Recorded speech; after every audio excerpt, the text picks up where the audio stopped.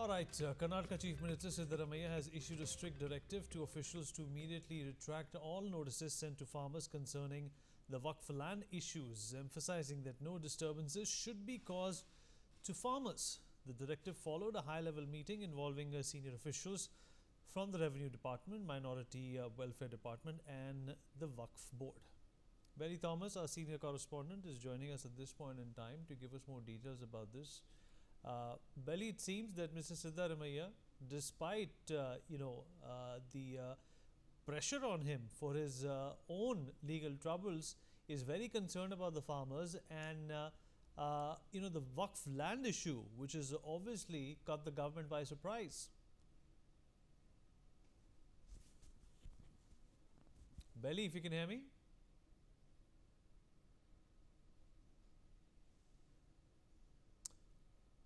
All right, we'll have Belly, in fact, respond to my questions momentarily. But right now, Mr. Siddaramaiah is concerned about those 53 sites, has also gone on to say that there is going to be a proper review of this entire situation. And he's also said that a lot of this could be misinformation and has made an appeal to disregard anything which is not verifiable at this point in time.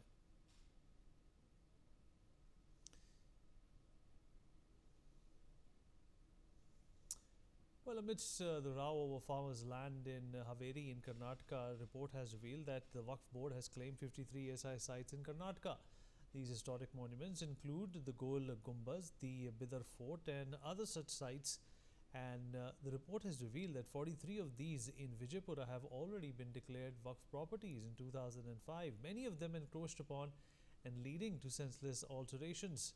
This comes as the BJP and Congress have been at loggerheads over 15,000 acres of land of farmers in Haveri, which has been claimed as Waqf land amidst the Siddaramaiah government has decided to withdraw its order facilitating these claims. But with Waqf now staking claim on 53 monuments, it only supports the need for an overall review clearly pushed in the Waqf Amendment Bill. We'll talk about this with our guest. Joining us on the show is Professor Vasant Shinde, archaeologist. Also joining us on this show is Vedveer Arya, historian. Dr. Lubna Kamal, Impar Media panelist, also joins us on the show to talk more about this. Professor Shinde, I'll begin with you if you can hear me. Professor Shinde? Okay, perhaps he's not here. Mr. Vedveer Arya, I hope you can hear me, sir. Yes, I can hear you. All right. Mr. Arya, what do you make of the Waqf Board claiming these historical sites? Isn't it a little too outlandish to be staking these claims, because most of them fall under a government agency called the Archaeological Survey of India, and there also has to be some historical context before the Waqf Board can make these claims. I think this is absolutely, we can say, political nonsense, I think. Because you can't simply distort the entire history of northern Karnataka, because these cities belong to very ancient period. It's not that that Vijayapura sultans of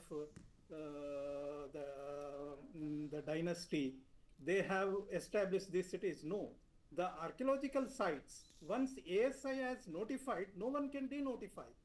So I don't know how this the notification is then later withdrawn. It appears that probably it may be some political stunt to provoke or maybe something some other. But otherwise, it is absolutely, there is no way they can claim on these sites, because ASI 43 sites are under ASI control in the Vijayapura area. So if we look at the history, even we go back to, though Vijayapura was established by Western Chalukyas or Kalyani Chalukyas, but if prior to that also there is a history, Chutu Shatakarnis. If you go back to the Shatavahana period, during that also this area was ruled by that one. Then the Gulbarga was actually Kalaburgi. So this even Gajapati king's copper plates refer to 9 lakh villages of Kalaburgi. So this entire area, even that Osmanabad was a Dhara Shiva, it was a very, very ancient site. Even our astronomers, they refer to Dhara Shiva. This is the Ujjain, that prime meridian. Indians used to do before this what today we use Greenwich Mean Time. Ancient time Indian astronomers used to that Ujjain as a prime meridian. So that prime meridian used to cross to Dharashiva. So these all cities of northern Karnataka, it is an entirely Indian history at all. Some invaders came and they established few places. That does not mean that those all ancient cities and the ancient the sites belong to a Waqf board. It is absolutely a nonsense. Lubna, how do you respond, to these claims, and obviously also respond to what Mr. Arya has said?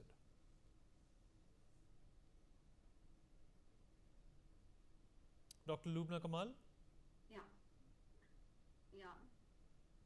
All right. Am I Well, audible? how do you respond to what Mr. Arya has said, that there's obviously, Yeah, there is a I- historical weightage which is given to these sites. How can the Waqf Board bulldoze its way into staking claim here? Yeah, so I agree with Mr. Arya up to some extent. It is indeed a political gimmick. But this has been, going on for quite some time, because there are people who are claiming Taj Mahal to be a Shiva temple. So I am not surprised, the two sides of a coin, this democracy, our political system, one party says something and then the other party comes up with something more funny, I would say. We should understand what exactly Waqf is. Waqf was protection or dedication of a property for some higher use, for some pious use. And that was actually the main purpose of the property, because here even in Lucknow, there are graveyards. Lot of graveyards are there. They have been encroached, and huge colonies are there now. The land has been encroached, and huge colonies have come up in their place. But something which has been protected by ASI, I don't feel that anyone has a claim to it, unless and until it is going to meet the fate of the Babri Masjid. Okay, all right. That's up for grabs what you have said. Professor Vasant Shinde, archaeologist, with us on the program as well. Mr. Shinde, Professor Shinde, I hope you Yes. can hear me, sir. So how do you respond Yeah, to what I Lubna can. has said? That how do you justify, how do you assert whether a particular site, which in this case is being taken over by the Waqf, has the historical validity that the ASI says it does? I think there is a lot of misunderstanding, lot of maybe misuse of this law that is being made. I think Mr. Arya said clearly that there are sites which are thousands of years old. Particularly in Vijayapura, Gulbarga, there are Neolithic sites which are 3,000 years old. And after that, the sites were continuously occupied by the in the early historic period and later. So there is a continuity for 3,000 years at one place. How can a work board can say that this is our property? Because this has come up by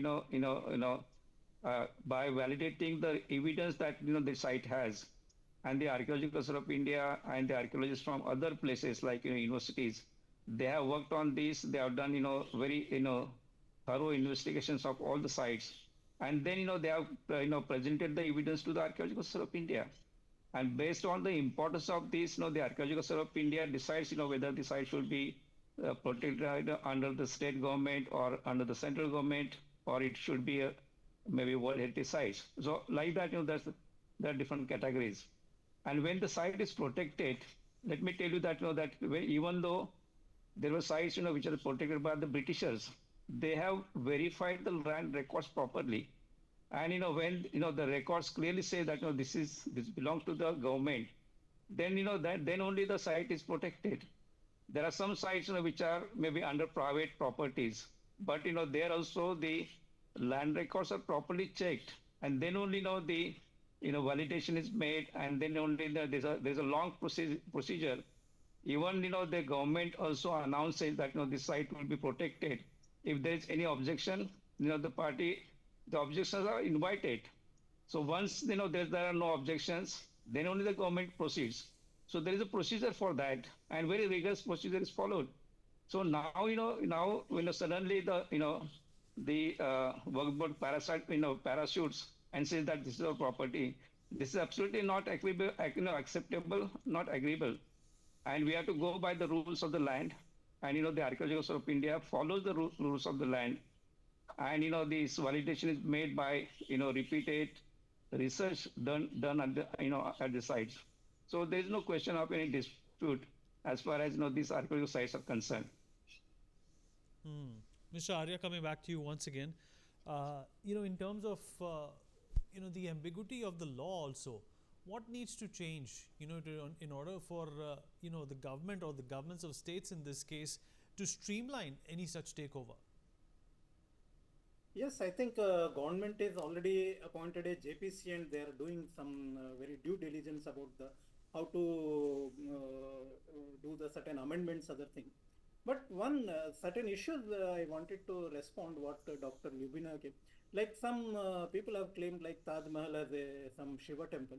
There are some individual researchers or some individuals are not government or any government agency. Here Waqf Board, it's a government agency in a way, they recognize. They are doing, that is the most stunning, and actually it appears that it's more, some people are, this is actually high-handedness the way they are behaving in this case. And secondly, what we need to do, if any site is pious, if an invader came and snatched some property from the local kings and others, that cannot be a pious site. Okay. So first we have to do the due diligence, whatever the extent, if you have a land records, if somebody has donated or some pious site, then it can be treated as a waqf. But not since some Muslim king was ruling over, so that entire area is a waqf. It is not acceptable at all. And actually waqf is it is actually Arabic term. They say that it is once it is waqf means now it is a full stop. Now this land, no one can snatch away. But that is not feasible in in India. It is a Hindustan from the ancient time onwards. So there should be some different way. If you have a land, you have procured, or somebody has donated for a pious reason, then you can have a claim on that. But since some Muslim invaders came and started ruling over certain area, does not mean that that becomes the property of the waqf. So whatever the amendments the JPC after that government is coming to this, they must ensure that some documentary evidence of the every land should be done independently, not by the Waqf Board itself. So that has to be ensured. But so far, do you think, Mr. Arya, that all of this takeover has been predominantly done by the Waqf Board independently, and that has actually resulted, a lot of mismatch, even in terms of the actual valuation of those properties, and in the Waqf's case, a lot of income.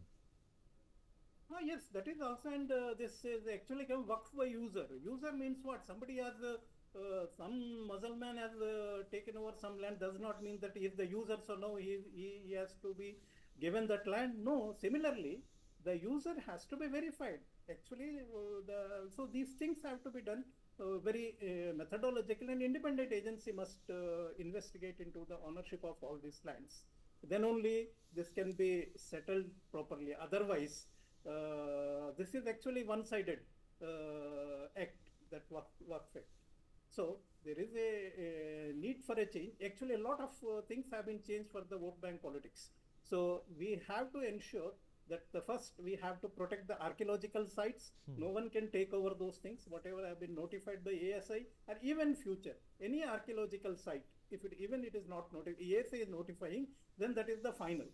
So no one can claim over that one. And later we need to do, actually one independent agency or even the existing courts can take over these cases and finalize who is the real owner of the land, and then to be settled accordingly.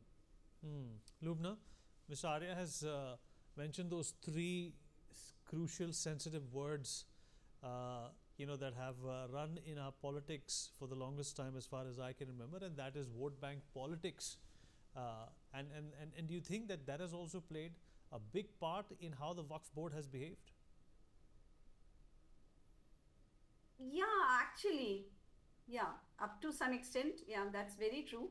But what Mr. Arya might have missed is the slogan that Kashi Mathura bhi baki hai. And there are, at least I think more than 1,000 sites, more sites which majority community claims to be, part of temples and which should be taken back. So actually, this is all like part of a political, I would say, a conspiracy, because one side comes up with something and then the other side has to retaliate. This is what has been happening, and I see this as pure, the ruling party came up with something related to Waqf, and now the minority community comes up with something else. So this has been happening, but then there are, of course, the ASI protected sites are okay, but then there are so many more, sites. I don't know if all the 53 sites are actually protected by ASI, or there is something else to it. But then there is always this doubt in the mind of minority community that why, as he said that, this is Hindustan, and definitely he does not recognize Waqf as, the Waqf properties and all. But until and unless UCC or the Uniform Civil Code comes into existence, then at least up till that time, you'll have to keep on identifying the Waqf board and the Waqf properties. Professor Shinde, do you think that the ASI perhaps also has to do better in this case? The number of properties that fall under their purview, many times are also found abandoned, and agencies have flagged that in the past as well, and the Waqf Board and similar organizations have taken advantage of it. Yeah, that is happening, in fact. But what is important here, that before the site is declared as a property of Waqf Board, I think there should be a law that the Archaeological Survey of India needs to carry out the survey there also. Every site, Archaeological Survey has, India has got limitations. They cannot declare each and every site as a nationally protected site. There are government, maybe state government agencies and other agencies who take care of those. But as a rule, this is there in fact in other countries, that before any property is declared that it is property of certain group, then there should be proper survey done at the site also. And if there are no archaeological remains, whether they are protected or not, if there are no remains, then only the site can be maybe then it can be discussed. And there is a procedure when the Archaeological Survey of India declares the site as a protected site, there is a procedure followed, in fact, and it's a very rigorous procedure, very foolproof procedure. So there should not be doubt about that. And one of the panelists said that that Mathura and other if there is a dispute happening, then that dispute has to be settled. And to settle the dispute, one has to look into the historical records. What is the maybe archaeological or maybe manuscriptal records at the site? Then only the decision is taken. That is how this Ayodhya was settled. So similarly, if there is a dispute happening at Varanasi or Mathura, then that dispute has to be both the communities has to sit together, and they have to look into the evidence. What is the evidence there? And on the basis of that, the court can take a decision. Arbitrarily, nobody can go and say that this is our property. This is wrong. So what Waqf Board is doing, that is also not right. That Waqf Board has to follow some rules and regulations. And there are properties, belonging to the government, belong to the, maybe private, people also. So there, it is going to be a huge, tussle impact, in case, this type of issues are not settled amicably by following the rules of the land. So that needs to be done, in fact, certainly. And certainly, as you said, the Archaeological Survey of India is not looking after the site properly, but that does not mean that that site should be handed over to Waqf Board. There are other universities, there are other departments, who are doing a lot of research at these sites. So there are, huge number of sites. Every village has, archaeological sites.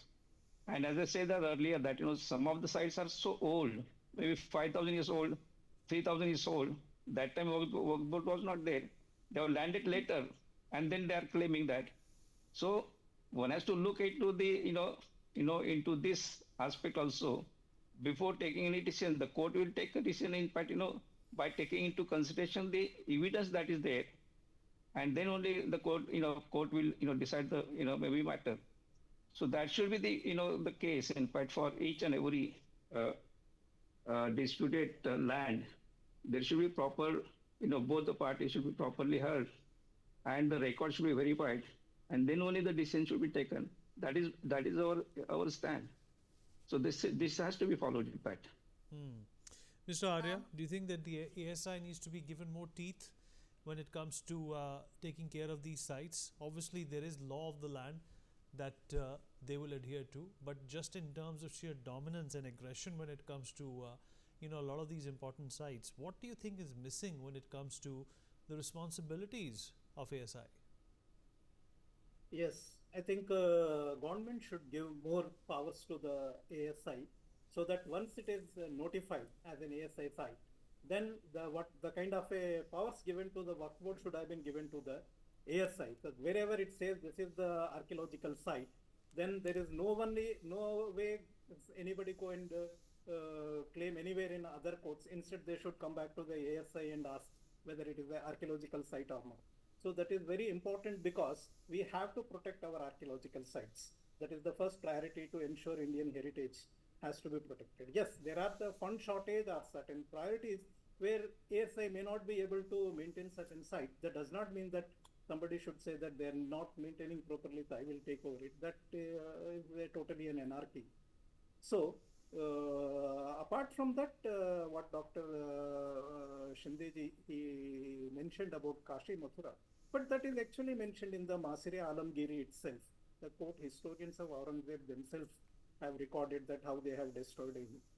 Anyhow, that those two cases are in the court, so the court will decide what to be done. But those should not be linked to the Waqf. Waqf has whatever the act related amendments what government is pursuing have nothing to do with the Ayodhya Mathura kind of a disputes. Not a single site which has been forcibly taken over by the other community.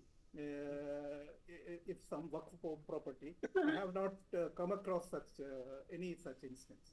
It is actually happening only one-sided. So this has to be stopped, because rule of law has to be ensured. Otherwise, this will create actually the foundation of this democracy has to be protected. That's why the Waqf related all powers have to be reviewed, and government is reviewing, and properly there will be a very democratic way government will bring the amendments to this act. All right, we've run out of time. Appreciate everybody who joined us and spoke their hearts out on this important subject. We take a short break. Be right back. For more such videos, subscribe to the NewsX YouTube channel, hit the bell icon.